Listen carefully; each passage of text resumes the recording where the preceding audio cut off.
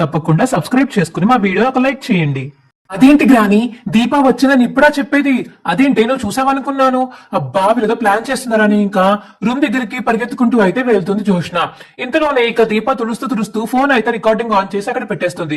ఇక జోష్న వచ్చే టైంకి దీప అయితే కింద ఫ్లోర్ తుడుస్తూ ఉంటుంది. ఏ దీప, ఎవరు అడిగినా రూమ్ లోకి వచ్చావు అని జోష్న అంటుంటే, అదేంటి అమ్మాయి గారు, రోజు తుడుస్తాను కదా, ఇవాళ ఏదో అడిగి వచ్చామని చెప్తున్నారు ఏంటి, ఏమన్నా దాచారి ఏంటి, డబ్బులు ఏమన్నా అని చెప్పేసి ఇక దీప అంటుంటే, ఏంటి బట్టకరలు ఆడుతున్నావా, అయినా నా రూమ్ లో ఏదో ఒకటి దాచుకుంటాను, నీకెందుకు, అసలు నువ్వు నా రూమ్ లోకి రావాల్సిన అవసరం నీకేంటి అని జోష్న అంటుంటే, అయ్యయ్యో అదేంటి అమ్మాయి గారు, రోజు తుడుస్తాను కదండి, రోజులాగా ఇవాళ కూడా వచ్చి తుడుస్తున్నాను అని దీప అంటుంటే, నాటకాలు ఆడుకో, నువ్వు మా బాబు ఏం నాటకాలు ఆడుతున్నా నాకు తెలియదు అనుకుంటున్నావా అని చెప్పేసి జోష్న అడుగుతుంది. అయ్యయ్యో తప్పుగా అర్థం చేసుకుంటారు ఏంటండి, రోజు లేని వాళ్ళ మీకు ఏమైంది అని దీప అడుగుతుంటే, ఏం లేదు నువ్వు బయటికి వెళ్ళి ఇక్కడి నుంచి అని చెప్పేసి జోష్న చెప్తుంది. అయ్యో అమ్మాయి గారు, నేను ఇల్లు చూడడానికి మాత్రమే వచ్చాను, మీరేమీ అనుకోకండి, మీరు అంతలా భయపడుతున్నారంటే మీరేమైనా తప్పు చేశారా అండి అని దీప అడిగేసరికి, ఇదేంటి ఇలా మాట్లాడుతుంది అంటే నేను మరీ ఓవర్ గా రియాక్ట్ అయ్యానా ఏంటి, దీనికి కనిపించకూడదు, అమ్మో దీనికి నాలో ఉన్న భయం కనిపించకూడదు అని కానీ మనసులో అనుకుని, అబ్బే అదేమీ లేదు, ఈ రూమ్ లో నేను కొన్ని ఐటమ్స్ దాచుకున్నాను, అవి నువ్వు చూడకూడదు, బయటికి వెళ్ళు అని చెప్పేసి ఇక ఏదో ఒకటి చెప్పేసి దీపాన్ని అయితే బయటికి పంపించేస్తుంది జోష్న. ఇదేంటి బావకి దీపకి ఇద్దరికి డౌట్ వచ్చింది ఏంటి, డౌట్ వచ్చినట్టే మాట్లాడుతున్నారు, కొంపతీసి వైరాకి ఏమైనా తెలిసిపోయిందా, వైరానే అని ఏమైనా తెలిసిపోయిందా ఏంటి వీళ్ళకి, కొంపతీసి వైరాని ఎంక్వైరీ చేశారా, మనుషులు పెట్టారు, ఒకసారి కనుక్కోవాలి, వైరాకి ఫోన్ చేసి ఆయన మనసులో అనుకుని ఇక చూసిన వైరాకి అయితే ఫోన్ చేస్తుంది. ఇక దీప బయట నుంచి అయితే, మాట్లాడండి అమ్మాయి గారు మాట్లాడండి, ఎంత దూరం వెళ్తారో నేను చూస్తాను, ఇవాళ కనిపెట్టే తీరుతాను, మీరు ఎవరితో మాట్లాడుతున్నారు, ఏం చేస్తున్నారా అని ఇక దీప మనసులో అనుకుని అక్క బయటికి వెళ్ళిపోతుంది. హలో వైరా, నువ్వు చుట్టుపక్కల జాగ్రత్తగా గమనిస్తూ ఉండు, మా బావ గాని ఎవరైనా మనుషుల్ని పెట్టాడేమో నీ మీద గమనించడానికి అని చెప్పేసి జోష్న అంటే, నువ్వేం భయపడకు జోష్న, నాకంత తెలియకుండా ఎవరు నన్ను ఫాలో అవ్వలేరు, నువ్వేం భయపడాల్సిన అవసరం లేదు, ఇంకా నా మీద నువ్వే జాగ్రత్తగా ఉండాలి అని చెప్పేసి వైరా అంటే, నేను ఎందుకు జాగ్రత్తగా ఉండాలి, ఇందులో నేను వేలు పెట్టలేదు కదా అని జోష్న అంటే, వేలు పెట్టలేదు సరే, కానీ నీ జుట్టు నా చేతుల్లో ఉంది అని వైరా అంటాడు. అదేంటి వైరా ఏం మాట్లాడుతున్నావు నువ్వు అని చెప్పేసి జోష్న అంటే, నువ్వు నా చేతులు కంటించి నీ చేతులతో దులిపేసుకుందాం అనుకున్నావు నేను నేరాలు, కానీ నా దగ్గర నీ కాల్ రికార్డర్స్ అన్ని ఉన్నాయి, నువ్వేం భయపడక్కర్లేదు, నన్ను నిరికించి నువ్వు ఎస్కేప్ అవుదాం అనుకుంటే హ్యాపీగా ప్రొసీడ్ అవ్వచ్చు అని చెప్పేసి వైరా అంటుంటే, ఛ వీడొకడు నా మొగుడు తయారయ్యాడు, కార్తిక్ బావే అనుకుంటే వీడొకడు నా ప్రాణానికి ఇచ్చే, అనవసరంగా ఇప్పుడు పెద్ద సమస్యలు ఎదుర్కొన్నాను అని మనసులో అనుకుంటుంది చూసిన. సో నా దగ్గర ఉన్న ఎవిడెన్స్ తోటి మిమ్మల్ని ఇరికించగలను నేను, కానీ అలా చేయను, ఎందుకంటే నాతో మీకు అవసరం ఉంది, మీతో నాకు అవసరం ఉంది, కాబట్టి జాగ్రత్తగా ఒళ్ళు దగ్గర పెట్టుకుని బిహేవ్ చేయండి అని ఇక వైరా ఫోన్ కట్ చేస్తాడు. ఛే అసలు ఇంతమంది ఇలా తయారయ్యారేంటి నాకే అనుకున్నాను, ప్రతి ఒక్కడికి తెలివితేటలు ఎక్కువైపోయాయని చెప్పేసి తనలో తను మాట్లాడుకుంటుంది జోష్న. సరే ఎలాగైనా సరే ఇప్పుడు కాశీని ఒప్పించి వాడి దగ్గర ఉన్నవి ఏమున్నాయో మొత్తం అన్ని ఎవిడెన్స్ కాశీ ద్వారా బయటికి లాగించాలి అని మనసు తనకి రూమ్ నుంచి బయటికి వెళ్ళిపోతుంది జోష్న. ఇంక జోష్న వెళ్ళిన టైం చూసి దీప అయితే మళ్ళీ రూమ్ లోకి వచ్చి ఇంకా ఫోన్ తీసుకుని అక్కడి నుంచి వెళ్ళిపోతుంది. ఏంటి దీప ఏమైంది ఓకేనా అని దూరం నుంచి ఇక కార్తిక్ సైకిల్ చేస్తుంటే దీపానికి ఆ బావ ఓకే అని దీప కూడా సైకిల్ చేస్తుంది. ఇక ఫోన్ తీసుకువెళ్ళి పక్కన దాచుకుంటుంది. అతని దగ్గరికి వెళ్తుంది దీప. ఏంటి దీప ఏమైంది, అంతా ఓకేనా? అంతా ఓకే బాబా, వీడియో కూడా రికార్డ్ అయింది, మనం వెంటనే వెళ్ళి ప్లే చేయాలి, ఇదిగో నీ ఫోన్ కూడా షేర్ చేస్తున్నాను చూసుకో అని చెప్పేసి ఇక కార్తిక్ ఫోన్ కి షేర్ చేసి ఆ ఫోన్ అయితే పక్కన పెట్టేస్తుంది దీప. ఇంకా ఇంట్లో పనులు చేసుకుంటూ ఉంటారు ఇద్దరు. అయిపోయాక ఇక దీప మరియు కార్తిక్ అయితే ఇంటికి వెళ్ళిపోతారు. దీప ఒకసారి ఉంటూ చూద్దాం వీడియో అని చెప్పేసి ఇక వీడియో ఓపెన్ చేసి ఏం మాట్లాడిందో మొత్తం వింటారు. అంటే కాశీకి జోష్నకి మధ్యలో వైరాన్ని పెట్టింది అనమాట.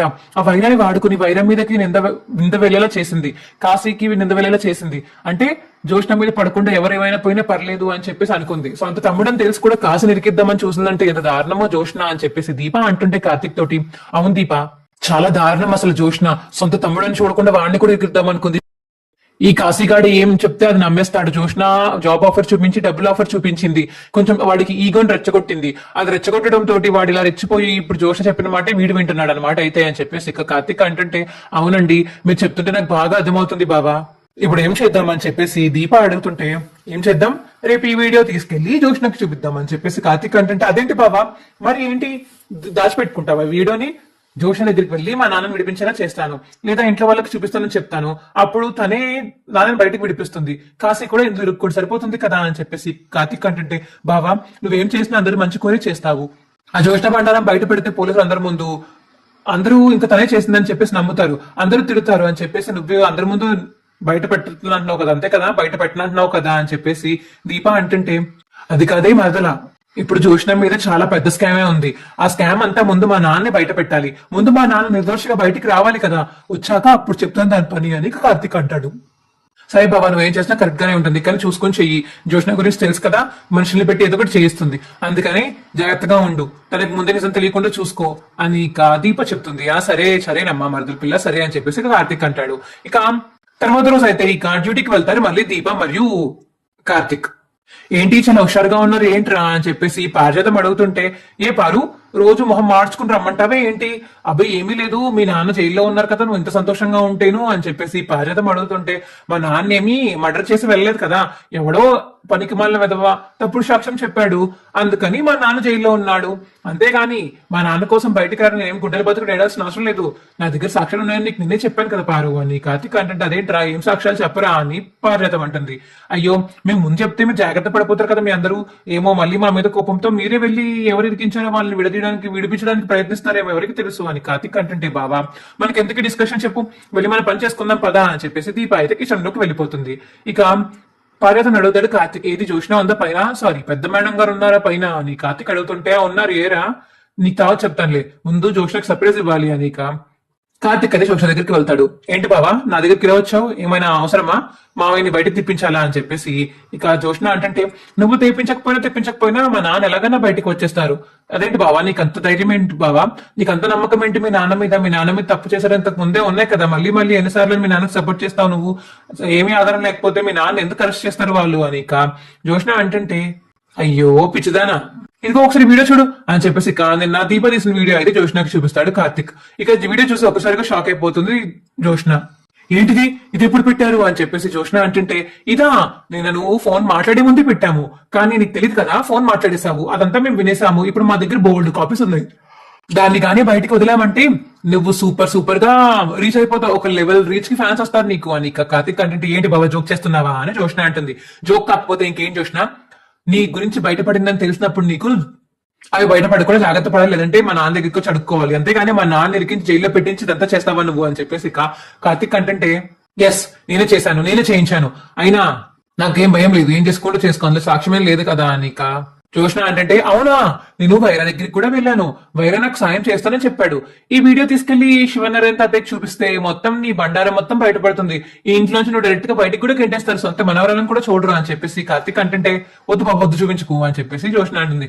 మరి ఇందాకేదో అన్నావు చూపించుకో అని, ఇప్పుడు ఏంటి కాలు పట్టుకోవడం నాకు వచ్చేసో అని కార్తిక్ అంటే, నువ్వేం చెప్తే అది చేస్తాను బాబా, ప్లీజ్ బాబా ఎవరికి చూపించకు అని. జోష్న అయితే బ్రతిమాలుతుంది కార్తిక్ ని. సరే నువ్వు ముందు మా నాన్నని బయటకు తీసుకురా, ఆ తర్వాత ఈ వీడియో నీకు ఇచ్చేస్తాను అని చెప్పేసి కార్తిక్ చెప్పడంతో, ఏంటి మావయ్యని బయటకు ఇప్పించాలా, మళ్ళీ నా గురించి గుట్టు మొత్తం బయట పెడతాడు అని జోష్న అంటుంటే, నీ గురించి ఏం బయట పెట్టడు, నాన్నకి తెలిసింది అంతే, కానీ బయట పెడతానని నాకు ఎప్పుడు చెప్పలేదు, జస్ట్ తెలిసింది దాచాను అంతే, ఎవరికి చెప్తే మళ్ళీ తాతయ్య గారు హార్ట్ అటాక్ వచ్చేస్తుందేమో అని భయం వేసి శివనారాయణ తాతయ్యకి చెప్పనని చెప్పారు మా నాన్న అని.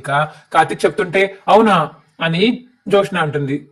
అవును కాబట్టే కదా 2 రోజులు ఊరుకున్నారు, లేదంటే ఎప్పుడో వచ్చి చెప్పాల్సింది మీ తాతకి, పోన్లీ పాపం అని చెప్పేసి ఊరుకున్నారు కాబట్టి నువ్వు ఈ ఆటలా సాగుతున్నాయి, నీకు శిక్ష పడాల్సిందే అని కఠినంగా ఫిక్స్ అయ్యి ఆధారాలతో సహా ప్రూవ్ చేస్తే అప్పుడు తెలుస్తుంది నీకు అని చెప్పేసి కార్తిక్ అంటుంటే జోష్నని, బాబా చూపించక బాబా నేను విడిపిస్తాను బాబా, శ్రీధర్ బాబా నేను విడిపిస్తాను అని చెప్పేసి జోష్న అంటుంది. ఇక జోష్న మరియు కార్తిక్ లాయర్ ని తీసుకుని పోలీస్ స్టేషన్ కి అయితే వెళ్తారు. సార్ ఈ వాల్మూలం మొత్తం తప్పు సార్, తను మా తమ్ముడే, తను నాతో చెప్పాడు స్టేషన్కి రావడానికి భయం వేస్తుందంట, అందుకని నాతో చెప్పి పంపించాడు, ఇవేవి తను చేయలేదంట సార్, ఆ రోజు మా తమ్ముడు మాట్లాడిన రికార్డర్ కూడా నాకు మొత్తం వినిపించాడు, ఇదంతా మధ్యలో కటింగ్ చేసి అంటించిన ముక్కలు సార్, ఇవి పూర్తిగా ఉన్న రికార్డర్ లేకుండా కావాలని తీసి పడేశాడు ఇందులోంచి అని చెప్పేసి కాశీ గురించి చెప్తుంది. ఇక జోష్న ఎందుకలా చేశాడు మరి, అంత పెద్ద ఆయన జైల్లో ఉంచిన ఒక రోజు అంతని, ఆయనకి అంత అవమానంగా ఉంటుంది, ఆయన మనసు ఎంత కుప్పకూలిపోయి ఉంటుంది, ఫ్యామిలీ ఎంత తలబడి ఉంటుంది చెప్పండి అని చెప్పేసి పోలీసులు అంటుంటే, సార్ క్షమించండి సార్, ఇదిగోండి కేసు వెనక్కి తీసుకుంటున్నాము అని జోష్న అంటుంది. లాయర్ కూడా బెయిల్ ఇవ్వడానికి అయితే ముందుకు వస్తాడు. సరే అని బెయిల్ యాక్సెప్ట్ చేసి పోలీసులు శ్రీధర్ అయితే విడిపిస్తారు. ఏంటి జోష్న వచ్చిందేంట్రా, జోష్న గారు నువ్వేమని చెప్పావా అని చెప్పి శ్రీధర్ అడుగుతుంటే, అవును నాన్న నేనే చెప్పి తీసుకొచ్చాను, జోష్న మనకి సాయం చేసింది అని శ్రీధర్ దగ్గర నిజం దాస్తాడు కార్తిక్ అయితే. మా వీడియో మీకు ఎలా అనిపించిందో కింద కామెంట్ సెక్షన్ లో తెలియజేయండి. మా వీడియో కనుక నచ్చితే మా వీడియోని తప్పకుండా లైక్ చేసి తప్పకుండా మా ఛానల్ సబ్స్క్రైబ్ చేసుకోండి. పక్కనే ఉన్న గంట సింబల్ మీద క్లిక్ చేయండి, అప్పుడే మేము చేసే వీడియోలు మీకు రోజు వస్తాయి. Bye friends.